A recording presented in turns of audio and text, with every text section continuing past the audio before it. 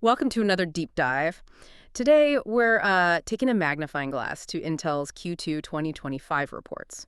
We're really zeroing in on the critical takeaways from, one of the tech world's biggest players. hmm We've poured over their earnings call highlights, their 10Q filing, that's their detailed quarterly report to the SEC for those of you keeping score at home, and their latest press release. Yeah, quite a bit of material there. Definitely. And our mission, well, it's to distill all of this down so you're not just informed, but genuinely clued in on Intel's big strategic moves and what they mean for the whole semiconductor industry. Right. Cut through the noise. Exactly. Prepare for some genuinely revealing insights. All right, let's unpack this. When we look at Intel's Q2 2025 numbers, what's the immediate story they tell us? Well, the headline is that net revenue stayed pretty flat year over year, $12.9 billion. Okay, flat. But the real shift, the thing that jumps out, is the gross profit. It took a significant hit. How big a hit? Dropped from about $4.5 billion in Q2 last year down to $3.54 billion this quarter. Wow. Yeah.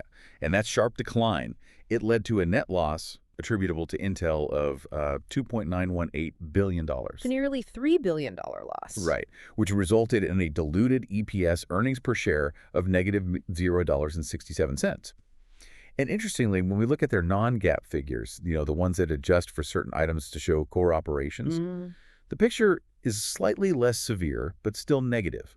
A non-GAAP net loss of $0.4 billion compared to a small profit last year, and EPS of negative 10 cents. That's a stark picture then. The CFO mentioned economic uncertainty back in Q1, Right. but then said Q2 saw markets largely function normally.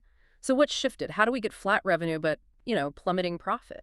Yeah, that's where it gets interesting. The CFO highlighted a couple of fundamental demand drivers that became clearer in Q2. So in the client segment, that's PCs, laptops, Okay. they saw solid demand. And this was driven primarily by two key things. First, the end of service for Windows 10. That's prompting upgrades. Right, the forced upgrade cycle. Exactly. And second, the aging installed base of COVID-era PCs. Remember all those laptops people Oh, had? yeah, work from home rush. They're getting old.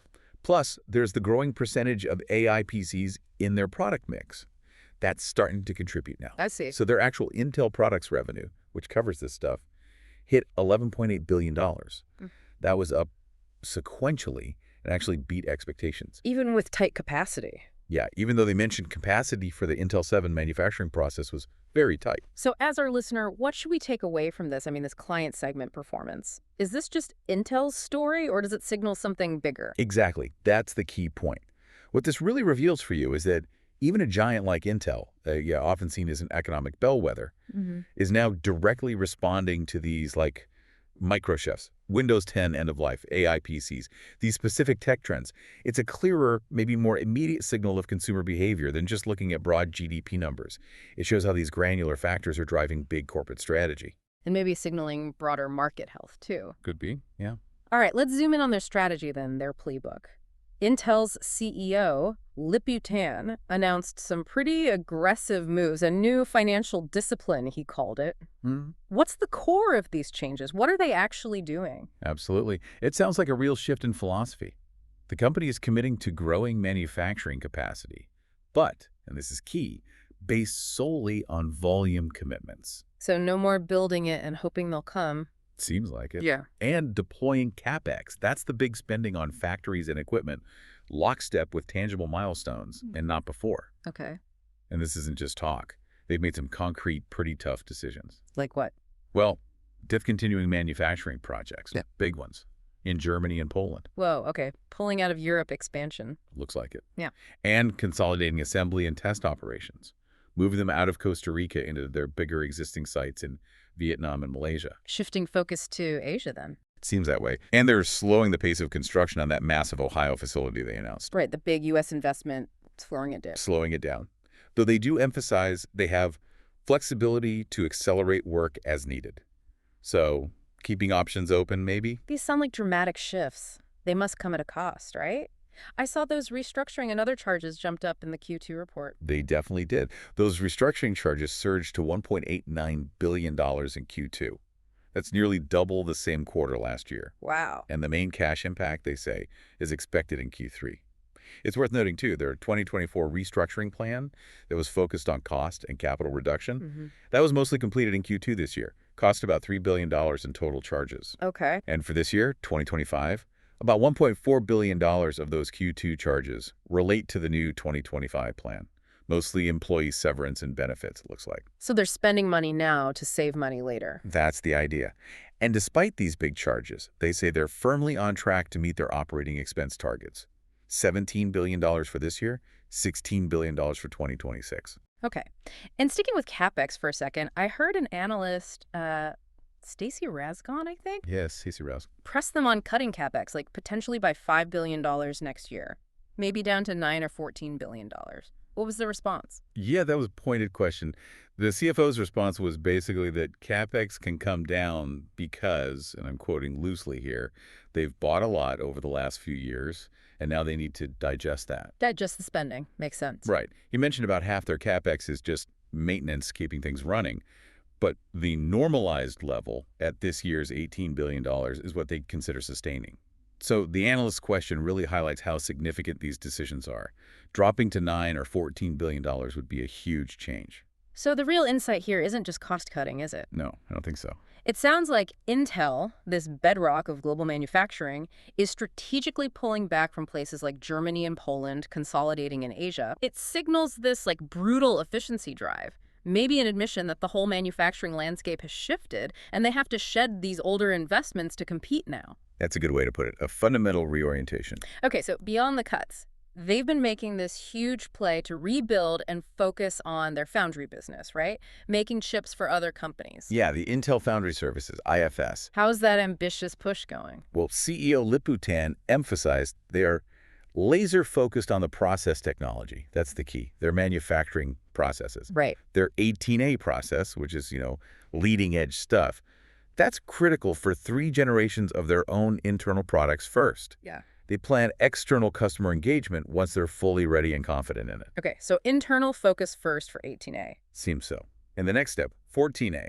That's still apparently on track for 2028, 2029, which would put it roughly in line with TSMC's A14 timeline. Competing head-to-head with TSMC. That's the ambition. Clearly investing heavily to become a top-tier foundry. But those foundry ambitions sound, well, incredibly aggressive. And I picked up on a pretty significant if in the 10Q. Something about the 14A process. Yes.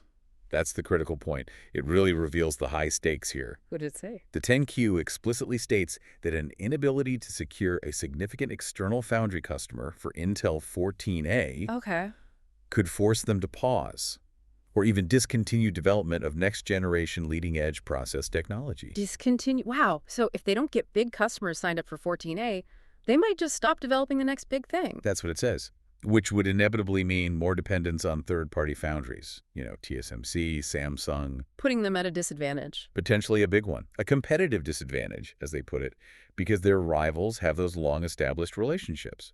The consequences could be severe, they admit, impacting customer relations, supplier relations, credit ratings, investor confidence, stock price, you name it. And have they had success yet finding these customers? Well, to be frank, they actually admit in the filing they have been unsuccessful to date in securing any significant external foundry customers for 14A. Oof. That's quite an admission. High stakes indeed. Very high stakes. Wow. Okay, speaking of strategic shifts and focusing, Yeah. what's the deal with Altera? It looks like they're selling off a big chunk of that business. They are, yeah.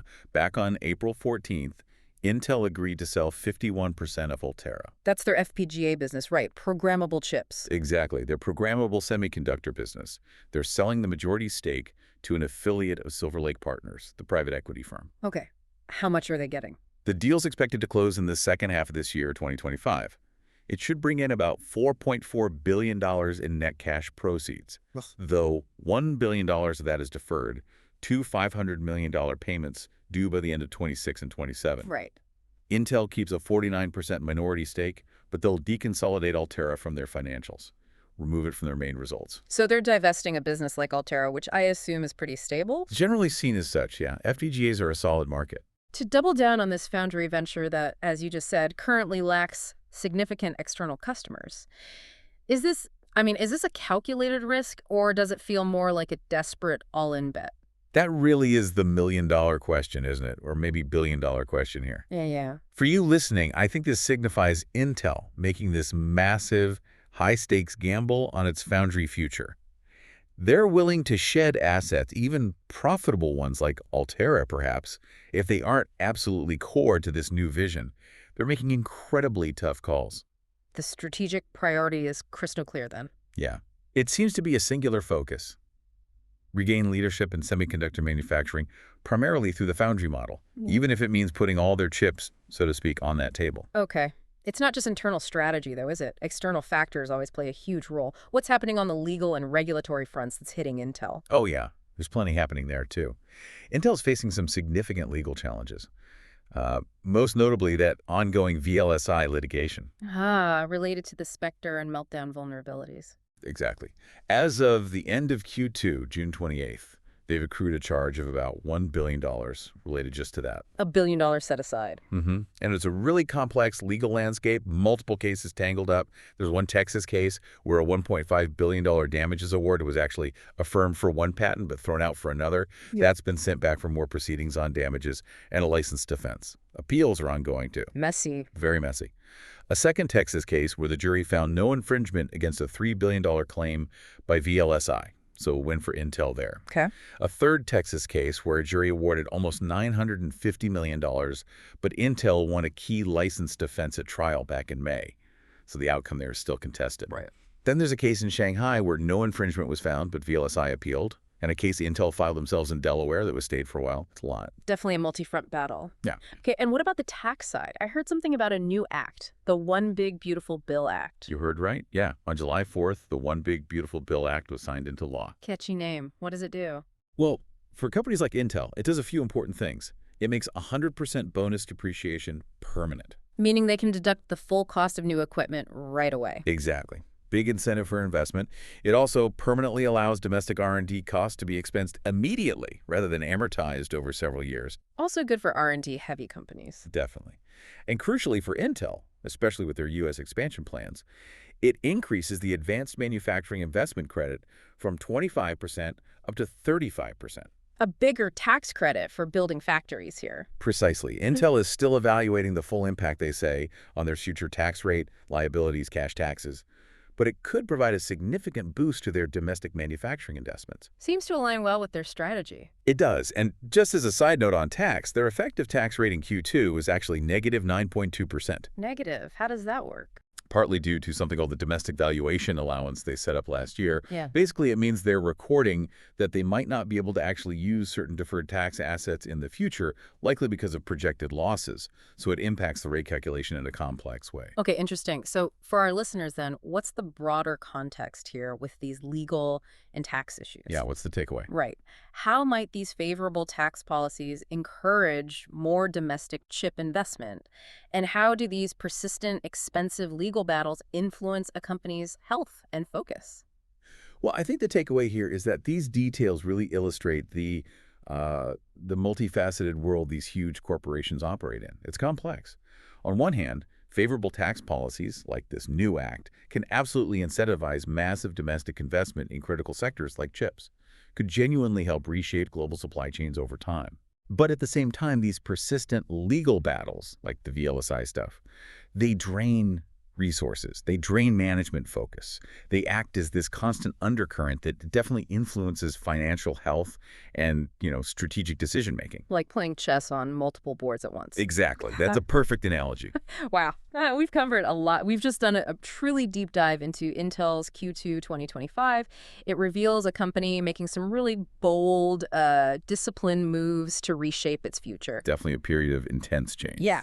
From cutting ties in Europe and consolidating operations in Asia to this huge high-stakes bet on its foundry business and navigating these complex legal and tax landscapes, Intel is clearly in transformation mode. So here's a final thought to leave you with. Given Intel's aggressive restructuring and this really ambitious, but let's face it, risky pursuit of becoming a leading-edge foundry for external customers, what does this pivotal moment really signal about the future of chip manufacturing itself, and maybe the very definition of what a chip company even is anymore? How might these deep structural changes ultimately reconfigure the whole competitive landscape, impacting everything from the next laptop you buy to the cutting-edge AI development?